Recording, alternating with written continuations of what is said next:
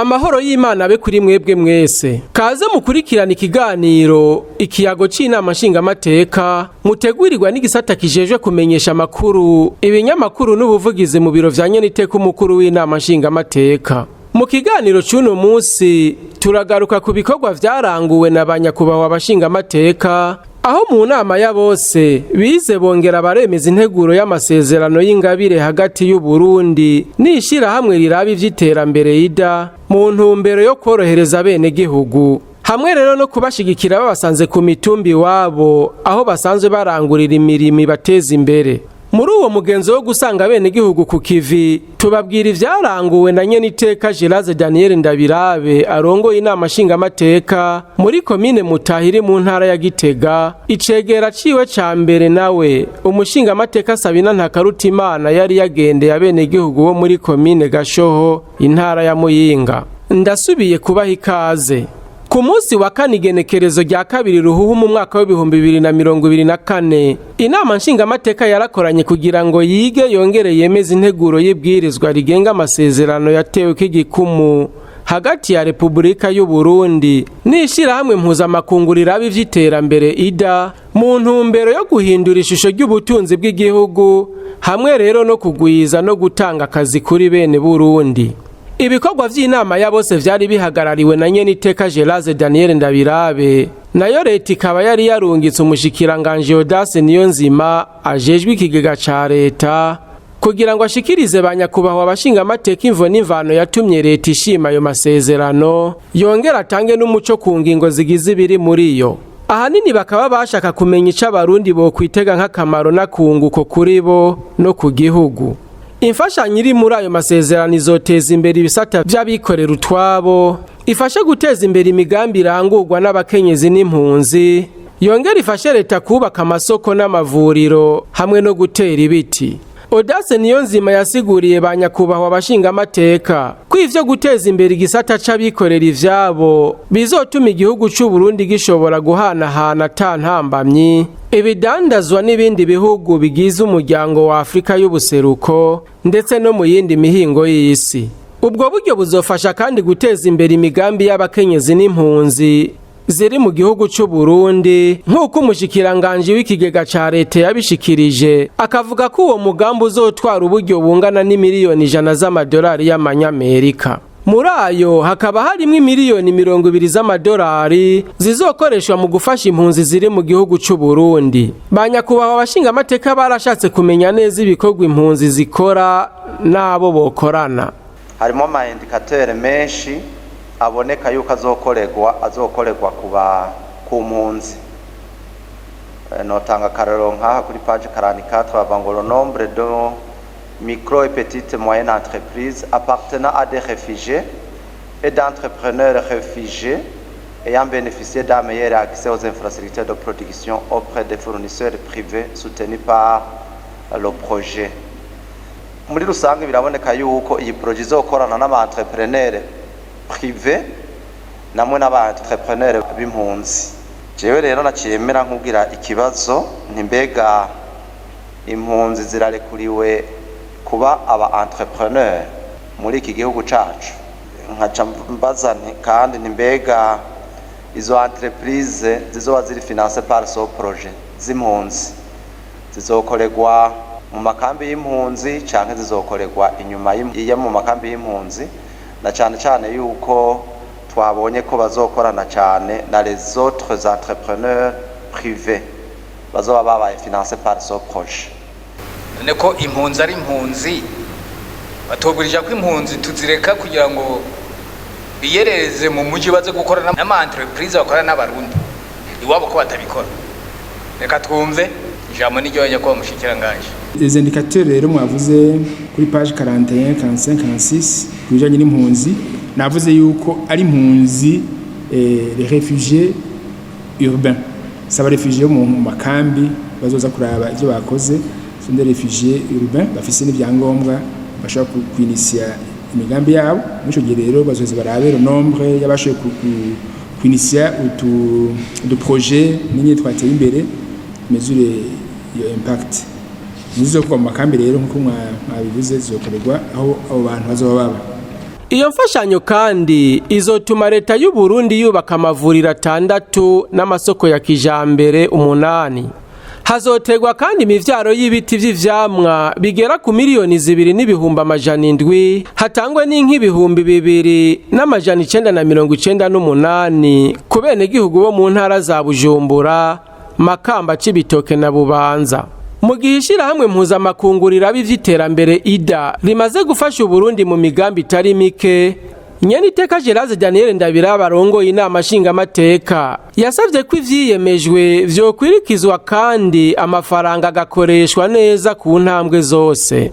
Cyane twebwe twabisinye rimwe na rimwe usanga bidakurikizwa neza nk'uko bo bashaka ko biba ko bikorwa, ugasanga haba amaraporo menshi, amavizite menshi, kandi nk'uko je nabibonye iyo mwumvikanye mu masezerano nk'aya ni ukuvuga yuko nka chaque mois baraza kugira ngo bakore evaluation kugira ngo none bagende barabaho wihenze, bagende baraba aho habaye amarota d'absorption y'amakapito, kugira bagende barabaho les activités muri ko muratunganya babone ko ari zo koko kowe utari kurakata ukata amakorosi ibintu nka bene ivyo. Aha niyo ku gihugu cacu nivyo ni ibintu byo gukurikiza.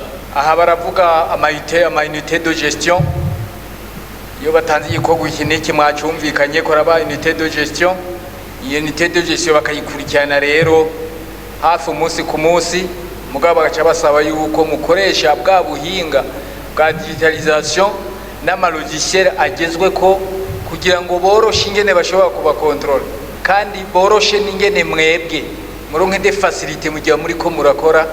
Ibi rero ibyo atubwira hano, iyi ni nka un plan d'action type ingene bakora, kandi bifuza ko twokurikira muri video twavuze tuti tugende muri budget programme. Iyo programme bayiha projet bakayiha mahera ya naya bakavuga bati date de mise en vigueur, date de clôture. Aha no kuvuga ko nabaca bagenda bakurikirana baraba effectivement aho mugeze kugira ngo amahera umaze gukoresha baraba kwangana nimba koko yakoze ibyo ateza gukora. Inyuma yo guca hirya no hino iyo nteguro, banyakubaho abashingamateka bakanyurwa n'insiguro zatanzwe n'umushikiranganje w'ikigega ca leta, barahinyanyuye zimwe mu ngingo zigize ayo masezerano, hanyuma barayemeza 100%. Integuro rero y'ibwirizwa turayemeje 100%.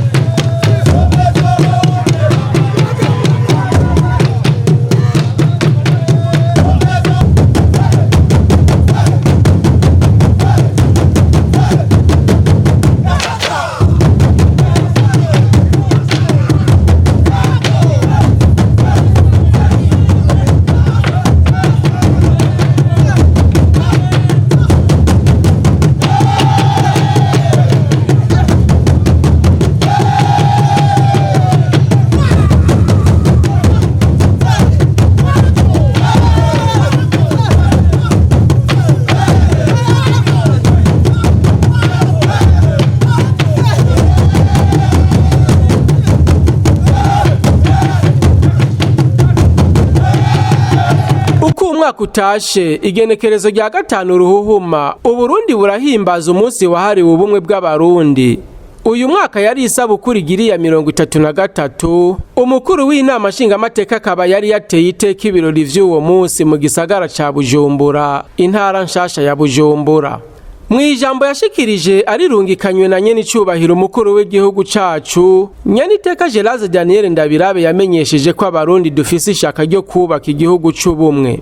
Vy'ukuri abarundi turafise ishaka ntangere ryo kubaka igihugu c'ubumwe kirangwamwo amahoro n'umutekano, giharanira iterambere rya bose, kigendera intahe n'ijambo mu ntwaro rusangi, giharanira ubutungane kuri bose, kikubahiriza zina muntu igihugu gifise izina mu makungu.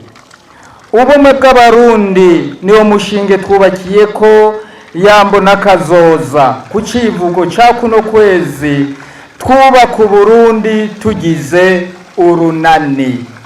Icivugo kidusaba kuja hamwe mu runani rwubakiye ku bikorwa vy'iterambere kugira ngo twubake igihugu cacu dushize hamwe.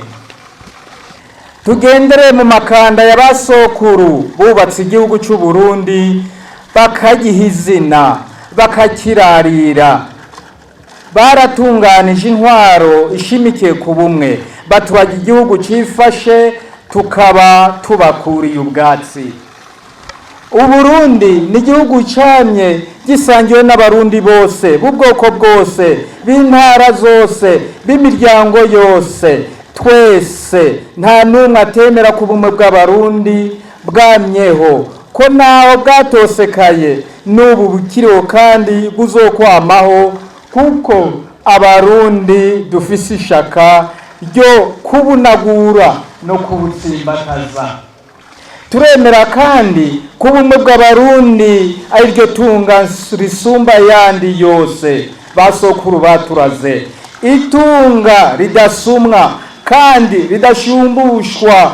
Uno munsi rero dufise ibanga rihambaye ryo kubungabunga no kurwanira iryo ragi kugira ngo natwe tuzoraga Uburundi bw'ejo, igihugu kizima cifashe kandi gishemeye. Muri ivyo birori vyari vyitabwe n'abarongoye intara za Bujumbura, Cibitoke, Bubanza hamwe n'uburongoye igisagara ca Bujumbura vyabereyemwo. Nyaniteka yaribukije ko amasezerano y'ubumwe bw'abarundi ari abarundi ubwabo bayiyemereje kandi ari ntabanduka. Mu gusozera, abarundi twashinze ko ayo masezerano ari indahiro ntarengwa. Amasezerano y'ubumwe bw'abarundi ni ay'abarundi twese atawuvuyemwo. Twayapfunditse tuyazi ineza idonido, twayapfunditse atagahato, twabitumwe n'ishaka ntangere dufise ry'ukubaka Uburundi bushemeye, bwifashe, burangwamwo amahoro, ubumwe n'iterambere, igihugu c'itekane, umuntu wese ashobora kubamwo atankomanzi, igihugu kizima gifise izina n'ijambo mu makungu. Nico gituma ayo masezerano ari ntabanduka. Ibirangurwa byose mu Burundi bitegerezwa kwama biyisunga. Nta ntwaro, nta rwego, nta tegeko, nta ngingo nimwe irekuriwe kuyahindura canke gutera kubiri nayo. Tumenye ko amasezerano y'ubumwe bw'abarundi ari ndahiro ntarengwa. Abarundi twese twayashingiye intahe kugira ngo dutsimbataze ubumwe bwacu. Twaremeye icese kuzokwama tuyubaha, tuyubahiriza kandi tuyarwanira, tunayatsindira. Umurundi uwo ari we wese, yaba uwuriho canke uzovuka, azoyarengako, turetse ko azohanwa n'amategeko, azoba ahemukiye Uburundi n'abarundi bose. Murakoze, Imana ibahezagire. Nk'uko bisanzwe ibirori vyaranzwe no gushira urugori rw'amashurwe ku cibutso c'ubumwe bw'abarundi kiri ku musozi wa Vugizo, hanyuma gisozerwa n'ururirimbo ruhayagiza ubumwe bw'abarundi.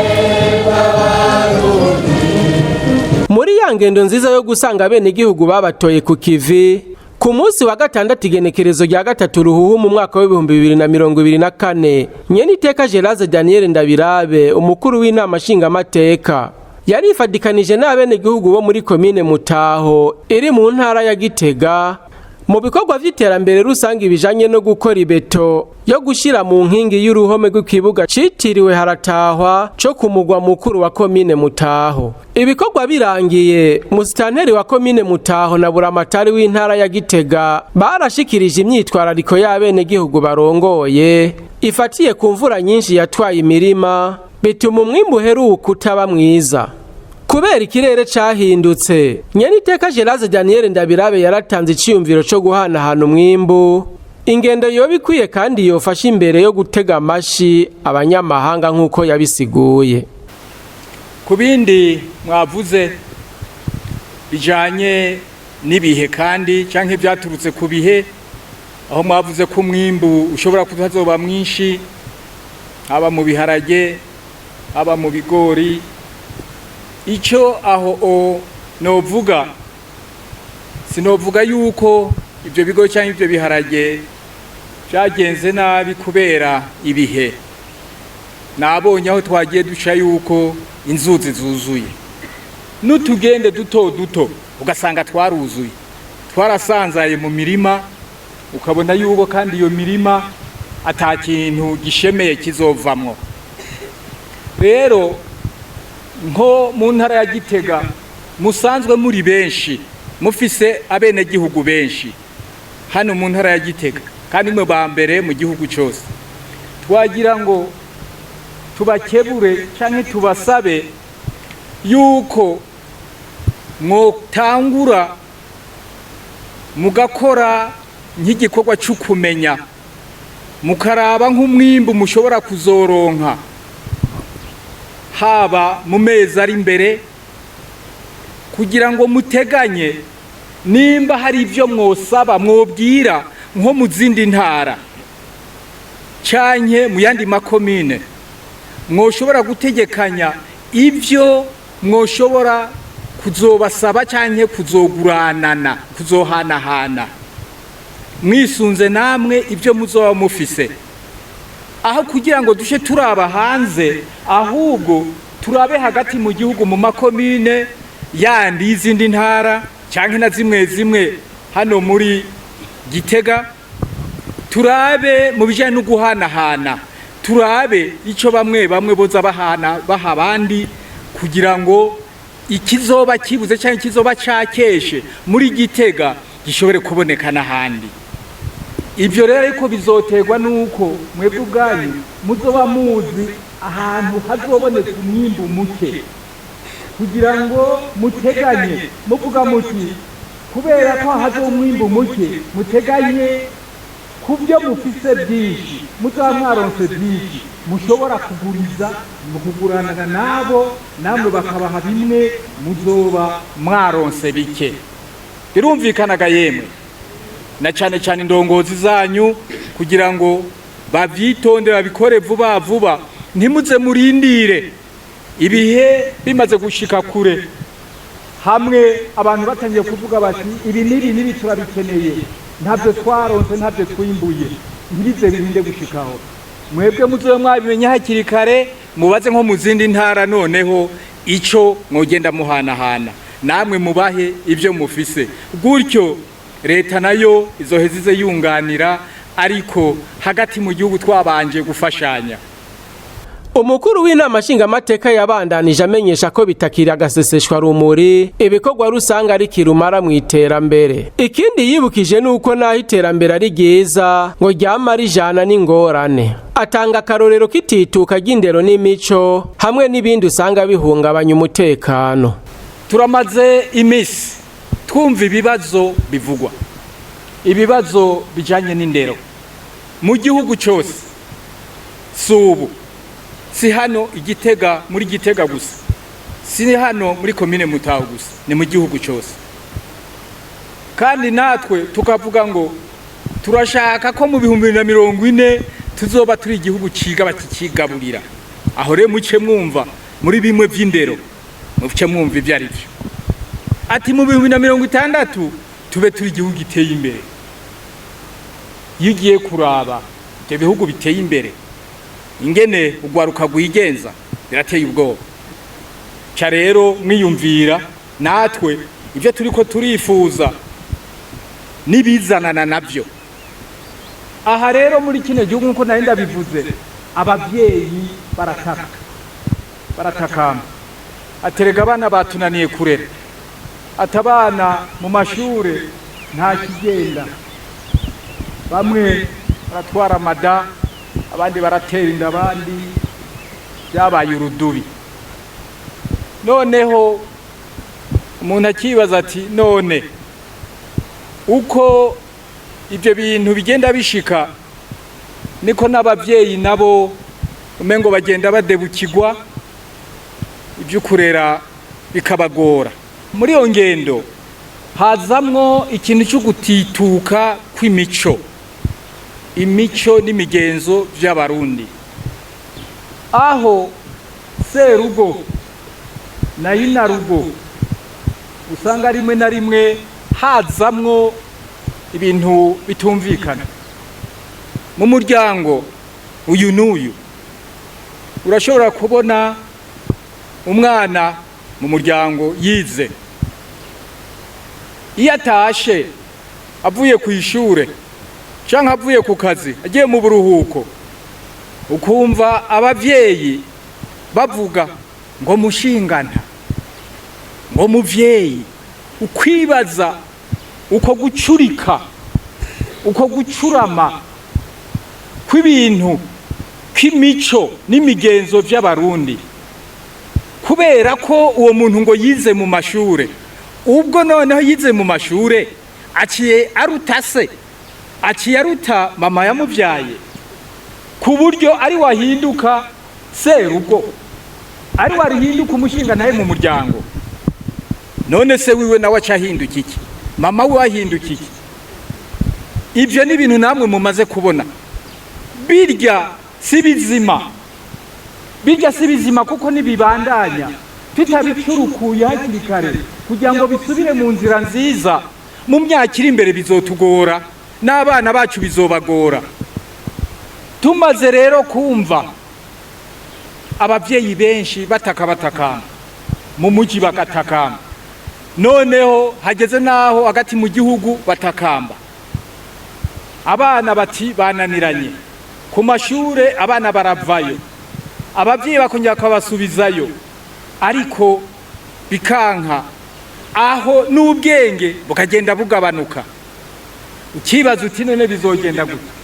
Buriya twagiye gusanga yuko kuva kera iyo umuntu yananiranye, iyo hari igikorwa cyananiranye, abagabo barakorana. Muri abo bagabo haro bavuga ngo harimo abashinga ntahe, ariko bagahinduka avuga ati abashinga ntahe ni iki? Ati abashinga ntahe n'abagabo buzuye. Kuko birumvikana, kuko abashinga ntahe yari fonction, ariko abagabo ni kamere y'umuntu muzima, umuntu ameze neza. Umwe abarundi bavuga bati n'umurundi w'umutima. Naha duhereye kuri uwo muco twavuze tuti ubw'indero iri kwirananirana bose batakamba, reka noneho indero tuyishire hagati y'abagabo. Abagabo rero bari muri mwebwe, noneho ku nzego zose ku nzego zose z'igihugu kuva hariya kwa nyumba kumi ukaduga mu gacimbiri ukaduga ku mutumba ukaduga gushika muri komine ukaduga gushika mu ntara eka no ku gihugu habe noneho amanama y'abagabo bashireho amakomite bagire amanama babe bajeje gukurikirana indero y'abana. Icegera ca mbere c'umukuru w'inama nshingamateka Sabina Ntakarutimana nawe yari yifadikanije n'abenegihugu bo muri komine Gashoho mu ntara ya Muyinga mu bikorwa vy'iterambere rusangi vyari bishingiye ku guseha no kwegeranya amabuye azokubaka ikibuga c'umupira w'amaguru co mu Rwuya. Mwijambo yashikirije abari bitavye ivyo bikorwa yamenyesheje ko ashima ko bitabira ibikorwa biteza imbere bose kandi bakabikora babikunze. Yaciye abahamagarira kwama babumbatiye amahoro n'umutekano narirya twimirije kwinjira mu kiringo c'amatora. Twicaye hamwe twese tugakurikiza impanuro indongozi ziduha nta kibuza ko iyo mbona kazoza abarundi tuzoyishikako. Kandi turifuza ko Muyinga Gashoho tutosigara inyuma twojana n'abandi kugira ntihagire n'umwe akwega ibirenge. Ivyo rero ntibishoboka twese umwe wese adahagurutse ngo agire inguvu mu gukora ibikorwa vy'iterambere, mu gukora ibikorwa biteza imbere umuryango wiwe, mu gukora ibikorwa biteza imbere umutumba, mu gukora ibikorwa biteza imbere zone, mu gukora ibikorwa biteza imbere komine, duhereza intara, duhereza igihugu, gutyo tuzoronka ivyo tuhereza n'ibindi bihugu nkuko narinda bivuze. Ariko kandi ivyo vyose nadondaguye ntivyoshoboka ndongozi muri ngaha, mwebwe bene gihugu muri ngaha, ivyo ntivyoshoboka tutabungabunza amahoro n'umutekano. Turumviriza hirya no hino hariho ibihugu biri mu ntambara. Iyo ibihugu biri mu ntambara mwene ibi bikorwa vy'iterambere ntibishoboka. Iyo ibihugu biri mu ntambara abana ntibaronka aho bakurira. Dukomeze kubungabunga ya mahoro n'umutekano dufise mu kuraba ko za nyabune zikora neza ku mitumba yose ntihagira abo duca mu ryahumye. Noneho bukebuke murazi ko turiko turaja mu bihe vy'amatora. Ibihe vy'amatora hariho abavyikikamwo kugira ngo bahungabanye amahoro n'umutekano. Ndabahamagariye mwebwe mwaserukiye abandi kumva ko umuntu wese yobona ico cose coza gihungabanya amahoro n'umutekano aheze yegera ababijejwe. Bibe hakiri kare amazi atararenga inkombe. Kandi ndazi ko ngaha mu Gashoho mutazigera mwemera ko hari umuntu yoza batobera canke ko hari ikintu na kimwe coza kibatobera, kuko ubu dutekanye twese turi mu mahoro, umwe wese arakuramwo ivyo kumva ko akwiye kubaho nk'umuntu. Aho muri komine Gashoho icegera ca mbere c'umukuru w'inama nshingamateka umushingamateka Sabina Ntakarutimana yarasavye abenegihugu kwijukira gutera ibiti bibana n'indimo mu ntumbero yo gukingira ibidukikije nabo bashobore kuronka akayaga keza gatangwa navyo. Aha akaba ariho dusozereye ikiganiro c'uno musi. Turabashimiye mwebwe mwese mwagikurikiranye naho ubutaha.